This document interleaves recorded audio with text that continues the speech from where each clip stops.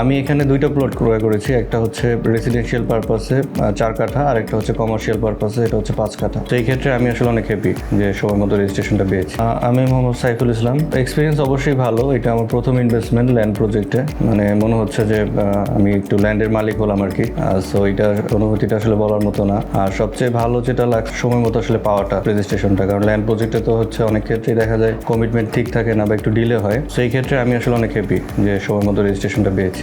Obviously বেছে নিব, কারণ প্রথমত একজন বিনিয়োগকারী যেটা নিয়ে সবচেয়ে বেশি চিন্তিত থাকে যে প্রজেক্ট আসলে টাইম মতো ডেলিভারি হবে কিনা, এটা হ্যান্ড ওভার হবে কিনা বা রেজিস্ট্রেশন হবে কিনা। তো আমার কাছে মনে হচ্ছে যে একজন নতুন বিনিয়োগকারীর জন্য এটা একটা বেস্ট অপশন, কারণ এখানে হচ্ছে সর্বোপরি কমিটমেন্টের সাথে হচ্ছে তাদের ডেলিভারিটা একেবারে টাইম মতো হয়। সো এখানে আসলে কোনো এই জাতীয় প্রবলেম নাই যে প্রজেক্টটার হ্যান্ড ওভার নিয়ে কোনো রকমের ঝামেলা হবে।